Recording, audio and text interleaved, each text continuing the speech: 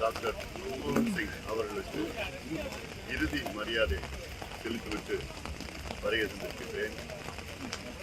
அவருடைய மறைவு இந்தியா ஒரு மிகப்பெரிய ஒரு தலை சிறந்த தலைவரை இழந்திருக்கிறது.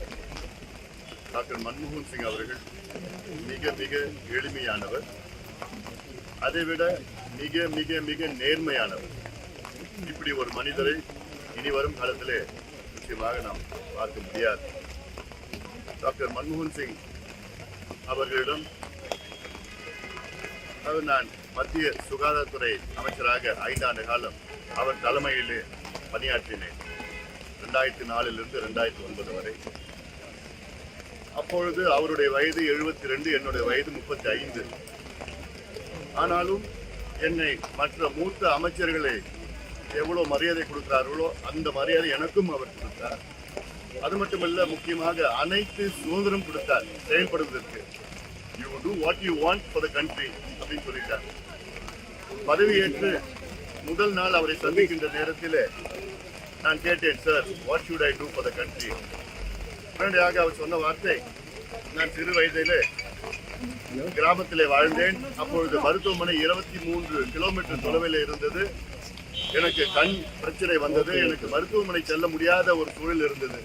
ஆனால் இன்றைக்கும் எனக்கு அந்த கண் பிரச்சனை இருக்கிறது. கிராமத்தில் சுகாதாரத்தை மேம்படுத்த வேண்டும் என டாக்டர் மன்மோகன் சிங் அன்று பிரதமராக என்னிடம் சொன்னார். அதன் பிறகுதான் இந்தியாவுக்கு பல திட்டங்களை கொண்டு வந்தோம். எனக்கு ஒரு அதாவது அத்துணை ஆதரவு கொடுத்தார், அத்தனை ஊக்குவித்தல். இன்று தேசிய கிராமப்புற சுகாதார திட்டம் என்று உலகத்தில் மிகப்பெரிய சுகாதார திட்டம் கொண்டு வந்தது அவர் காலத்திலே நாங்கள் கொண்டு வந்தோம்.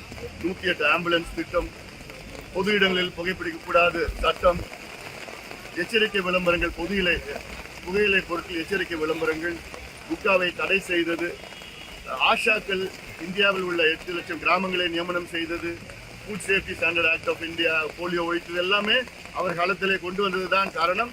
எனக்கு முழு சுதந்திரம், he gave me all the freedom.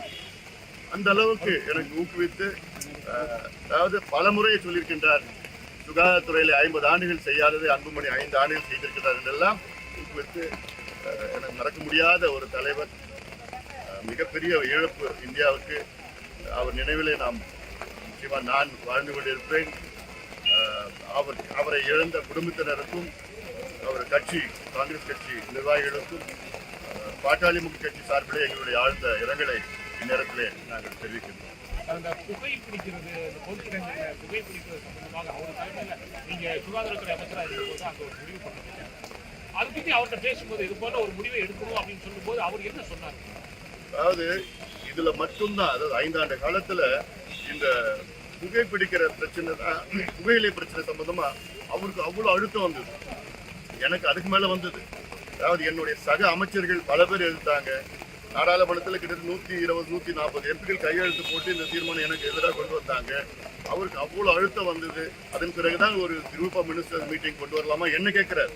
அவர் பிரதமர், அவர் நினைச்சா எதோன்னா சந்திக்கலாம். என்ன கேட்கிறார், என்ன பண்ணலாம், அழுத்தம் வருதுன்னு. Sir whatever you want நீ பண்ணலாம், நான் ஒரு குரூப் ஆஃப் மினிஸ்டர்ஸ் போடலாமான்னு கேட்டார். போடுங்களேன் சார். அதில் யார் போடலான்னு கேட்கிறார். எனக்கு அவருடைய பாதி வயது தான் எனக்கு. இல்லை sir, whatever you over feel, Pranab Mukherjee போடலாமான்னு கேட்டார். Please sir. அப்புறம் இதெல்லாம் அப்புறம் இறுதி நிறைய அதில் உள்ள இருக்கிறது எனக்கு நான் இப்போ சொல்ல விரும்பல. நான் உள்ள நிறைய நடந்தது. இறுதியில் எனக்கு ஆதரவு கொடுத்தார். ஒரு பக்கம் மற்றவங்களா இருந்தாலும் அவர் மட்டும் எனக்கு ஆதரவு கொடுத்தார். அதே போல் இன்னொரு சம்பவம், அவருக்கு 2வது பைபாஸ் பண்ண வேண்டிய சூழல் வந்தது. அந்த 2வது பைபாஸ்னா அது ஒரு பிரச்சனையான ஒன்று. அது மிகப்பெரிய எக்ஸ்பர்ட் தான் பண்ணணும். நாங்கள் எல்லாமே அவர்கிட்ட போய் பார்த்து, சார் நம்ம பாம்பே போகலாம், பாம்பே ஹாஸ்பிட்டல் டாக்டர் ரமகாந்த் பாண்டான்னு ஒருத்தர் இருக்கிறாரு. அவர் தான் உலகத்தில் எக்ஸ்பர்ட் பைபாஸ், செகண்ட் பைபாஸ் பண்ணதுல. அப்படி சொன்னோன்னு அவருக்கு ஒரு மாதிரி கோவம் வந்து, என்ன சொல்றீங்க, நானே போய் ஒரு தனியார் ஹாஸ்பிட்டல் போனா என்ன ஒரு முன் உதாரணம் நான் மக்களுக்கு கொடுப்பேன். நான் what example will I set? அதெல்லாம் முடியாது. எனக்கு என்னாலும் பரவாயில்ல, நான் கவர்மெண்ட் ஹாஸ்பிட்டல் தான் போவேன், எய்ம்ஸ்ல தான் நான் போய் பண்ணிப்பேன்னு சொல்லிட்டு அங்க எய்ம்ஸ்ல பைபாஸ் 2வது பைபாஸ் பண்ணி தினமும் நான் போய் பார்த்து அந்த டீம் எல்லாம் பார்த்துட்டு அப்புறமா ஒரு வாரத்துக்கு அப்புறம் தான் அவர் வீட்டுக்கு கூட்டு போய் விட்ட உடனே ஒரு வாரத்துல ஃபைல் பார்க்க ஆரம்பிச்சிட்டாரு. சார் மெதுவா போங்கன்னா மை டியூட்டி ஃபார் கண்ட்ரி அப்படிலாம் எவ்வளோ சொல்றது. அது இப்போ இன்னொரு சம்பவம் சொல்லலாம். டெல்லி எய்ம்ஸ் இருக்கு. டெல்லி எய்ம்ஸ்ல அப்போ நான் சுகாதாரத்துறை அமைச்சரா அந்த அடிப்படையில் நான் டெல்லி எய்ம்ஸோட பிரசிடென்ட். அப்போ டெல்லி எய்ம்ஸ்ல வந்து கான்வெகேஷன் நடக்குது. அந்த கான்வெகேஷன்ல அவருக்கு நாங்கள் டாக்டரேட் பட்டம் கொடுக்குறோம். அப்புறம் அழைக்கிறோம், வராரு, கவுன்லாம் போட்டுக்கிட்டு ஸ்டேஜில் வராரு. அப்புறம் நான் டாக்டரேட் பட்டம் அந்த கொடுக்குறேன். நான் நீங்க என்ன கொடுக்குறியா சிரிச்சுட்டே கேட்கிறாரு. ஏன்னா அப்போ அவருக்கு பாதி வயசு நான். அப்புறம் எனக்கு சந்தோஷமா என்கிட்ட வாங்கிட்டாரு டாக்டரேட் பட்டம் வாங்குறதுலாம். எல்லாம் மறக்க முடியாத அனுபவங்கள் இன்னும் எவ்வளோ இருக்கு, சொல்லிட்டே போகலாம். நான் அது போன்ற ஒரு மனிதர் இன்னும் இனி இருப்பாங்களான்னு சந்தேகம். மிக எளிமையானவர், நேர்மையானவர். நாடு நாடு நாடு நாடுன்னு இன்னைக்கு உழைக்கின்ற வர்க்கம், அடித்தள வர்க்கம் இன்னைக்கு முன்னேறியதுக்கு காரணமே அவருடைய பொருளாதார கொள்கைகள் தான். 91 தொடங்கி 91க்கு முன்பாவே RBI கவர்னரா இருந்திருக்காரு, பிளானிங் கமிஷன் டெபுட்டி சேர்மனா இருந்திருக்கிறாரு, வேர்ல்ட் பேங்க்ல வேலை செஞ்சிருக்காரு, எல்லாமே இருந்து அதுக்கு பிறகுதான் நிதியமைச்சரா வந்திருக்கிறார். அவ்வளவு அனுபவங்கள். பிரதமராக 10 ஆண்டுகள் மிக சிறந்த முறையிலே பணியாற்றிய டாக்டர் மன்மோகன் சிங் அவர்களை என்றுமே நினைவு கூர்ந்து வழி நடப்போம் என்று நினைக்கிறேன். எதிர்கட்சிகள் வைத்தவர்களுடைய மோசமான விமர்சனத்திற்கு உட்பட்டவர் இல்லாதவர் மன்மோகன் சிங் நம்ம சொல்ல முடியும். அதாவது ஆங்கிலத்தில் ஒரு வார்த்தை இருக்கு, இம்பெக்கபிள் இன்டெகிரிட்டின்னு சொல்லுவாங்க.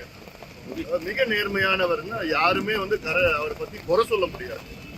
அந்த வகையில அந்த அளவுக்கு பெரிய கூட்டணி, பல கட்சிகள் அடங்கிய கூட்டணியே